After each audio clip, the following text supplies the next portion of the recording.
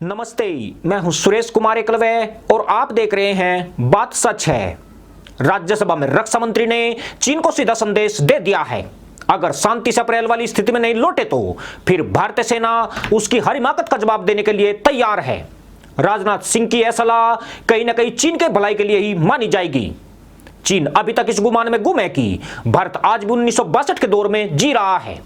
इसलिए ऐसा नहीं लगता है कि चीन एलएसी से वापस लौट जाएगा या फिर वह राजनाथ सिंह की सलाह पर विचार करेगा। यूं भी उसने एलएसी पर जिस प्रकार अपनी सेना और युद्धक सामग्री का जमावड़ा बढ़ाया है, वह यहां से वापस लौटने का संकेत भी नहीं है। भारत को चीन के लिए एक कड़वा सबक जरूर देना होगा ताकि वह भविष्य में फिर से कोई ऐसी गुस्ताखी नहीं कर सके। रक्षा मंत्री के संबोधन में एक बात चौंकाने वाली यही है कि एलएसी पर हालात वाकई में बहुत गंभीर है। उन्होंने यह बयान देकर देश को संकेत भी दे दिया कि युद्ध की शुरुआत अपने हाथ में होती है। इसका सार यही है कि एलएसी पर आमने सामने डटी सेनाएं किसी भी वक्त आपस में टकरा सकती है। मैं हमारे 130 करोड़ देशवासियों को आश्वस्त करना चाहता हूं कि हम देश का मस्तक झुकने नहीं देंगे, न ही हम किसी का मस्तक झुकाना चाहते हैं। हमारे बहादुर जवानों ने जहां संयम की जरूरत थी वहां संयम रखा और जहां शौर्य की जरूरत थी वहां शौर्य का भी प्रदर्शन किया। चाइना अरुणाचल प्रदेश की सीमा से लगे हुए लगभग 90,000 स्क्वायर किलोमीटर भारतीय क्षेत्र को भी अपना ही बताता है। चाइना लद्दाख में भारत की लगभग 38,000 स्क्वायर किलोमीटर भूमि का अनधिकृत या कब्जा किए हुए है। इसके अलावा 1963 में एक तथाकथित बाउंड्री एग्रीमेंट के तहत पाकिस्तान ने पाक ऑक्युपाइड कश्मीर की 5,880 स्क्वायर किलोमीटर भारतीय जमीन अवैध रूप से चाइना को सौंप दी है और चाइना को डिप्लोमेटिक तथा मिलिट्री चैनल्स के माध्यम से यह अवगत करा दिया। इस प्रकार की गतिविधियां यथास्थिति को यानी स्टेटस को एक तरफा बदलने का प्रयास है और यह भी साफ कर दिया कि ये प्रयास हमें किसी भी सूरत में सभापति महोदय मंजूर नहीं है। यह दो टूक शब्दों में यह चाइना को बता दिया गया है। किसी को भी हमारी सीमा की सुरक्षा के प्रति हमारे दृढ़ निश्चय या डिटर्मिनेशन होना चाहिए।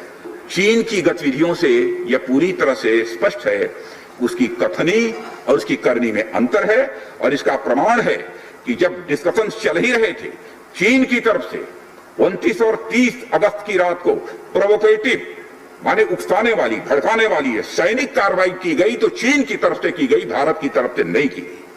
जो पेंगोंग लेक के साउथ बैंक एरिया में स्टेटस को बदलने का एक चीन के द्वारा प्रयास किया गया, लेकिन एक बार फिर हमारी आर्म फोर्सेस के द्वारा सभापति महोदय टाइमली व फर्म एक्शंस के कारण उनके प्रयास किसी भी सूरत में सफल नहीं हो पाए।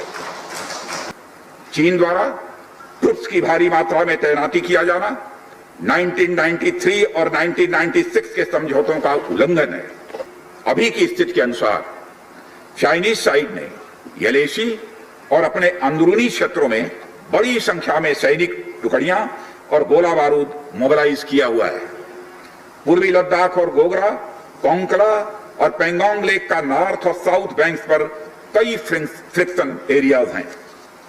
चीन की कार्रवाई के जवाब में हमारी आर्म फोर्सेस ने भी इन क्षेत्रों में उपयुक्त काउंटर डिप्लॉयमेंट्स किए हैं ताकि भारत की सीमा पूरी तरह से सुरक्षित रहे। सदन को आश्वस्त रहना चाहिए कि हमारी आर्म फोर्सेस इस चुनौती का सफलता से सामना करेंगी और इसके लिए उन्हें सचमुच उन पर हमें गर्व है। अभी जो स्थिति बनी हुई है उसमें संवेदनशील ऑपरेशनल मुद्दे शामिल हैं, सेंसिटिव ऑपरेशनल इश्यूज यह शामिल है। इसलिए मैं इस बारे में ज्यादा ब्यौरे का खुलासा नहीं करना चाहूंगा। देश हित में हमें कितना ही बड़ा और कितना ही कड़ा कदम उठाना पड़े सभापति महोदय, हम पीछे नहीं हटेंगे कि हम भारत की एकता, संप्रभुता और अखंडता की रक्षा के लिए पूरी तरह से प्रतिबद्ध हैं। यह भी हमने पूरी तरह से स्पष्ट कर दिया। हमारी सरकार ने भी बॉर्डर इंफ्रास्ट्रक्चर डेवलपमेंट के लिए बजट को बढ़ाया है, जो पहले से लगभग 2 गुना से अधिक है। इसके फलस्वरूप बॉर्डर एरियाज में काफी रोड्स और ब्रिजेस भी बनाए गए हैं। इससे न केवल लोकल पॉपुलेशन को जरूरी कनेक्टिविटी ही मिली है, बल्कि हमारी आर्म्ड फोर्सेस को बेहतर लॉजिस्टिकल सपोर्ट भी मिला है। युद्ध की शुरुआत तो हमारे हाथ में होती है, लेकिन उसका अंत नहीं होता है। और मुझे कई बार ताज्जुब होता है कि शांत का यह संदेश जिस धरती से पूरे विश्व को गया है, उस धरती की शांति में विघ्न के द्वारा विघ्न डालने का प्रयास किए जाते हैं। कि हमारे आर्म्ड फोर्सेस के जवानों का जोश एवं हौसला बुलंद है सभापति महोदय, और हमारे जवान किसी भी संकट का सामना करने के लिए पूरी तरह से दृढ़ प्रतिज्ञ हैं। हमारे यहाँ कहा गया है कि साहसे खलु स्त्री वसति, यानी साहस में ही विजय स्त्री का निवास होता है। और हमारे सैनिक तो साहस के साथ संयम, शक्ति, शौर्य और पराक्रम की जीती जागती प्रतिमूर्ति है सभापति महोदय। यह सच है, हम लद्दाख में एक चुनौती के दौर से गुजर रहे हैं, लेकिन साथ ही मुझे पूरा भरोसा है कि हमारा देश और हमारे वीर जवान इस चुनौती पर खरे उतरेंगे। इस बात से अवगत है कि भारत एवं चाइना का सीमा का प्रश्न अभी तक अनसुलझा है। भारत और चाइना की बाउंड्री का कस्टमरी और ट्रेडिशनल अलाइनमेंट चाइना नहीं मानता है। यह सीमा रेखा वेल एस्टेब्लिश्ड भौगोलिक सिद्धांतों पर आधारित है, जिसकी पुष्टि न केवल ट्रीटीज और एग्रीमेंट्स द्वारा, बल्कि हिस्टोरिक यूसेज और प्रैक्टिसेस द्वारा भी सभापति महोदय हुई है।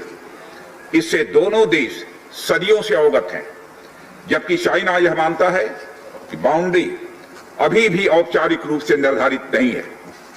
वर्ष 1993 और 1996 के समझौते में इस बात का जिक्र है कि एलएसी के पास दोनों देश अपनी सेनाओं की संख्या कम से कम रखेंगे।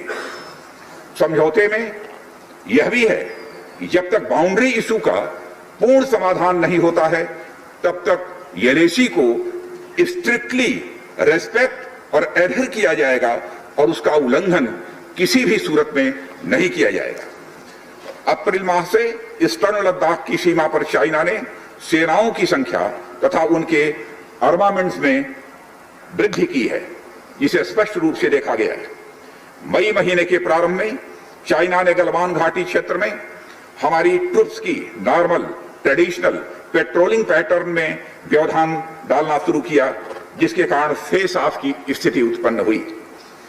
ग्राउंड कमांडर्स द्वारा इस समस्या को सुलझाने के लिए विभिन्न समझौतों तथा प्रोटोकॉल के तहत वार्ता की जा रही थी कि इसी बीच मई महीने के मध्य में सभापति महोदय चाइना द्वारा वेस्टर्न सेक्टर में कई स्थानों पर एलएसी पर ट्रांसग्रेशन करने की कोशिश की गई।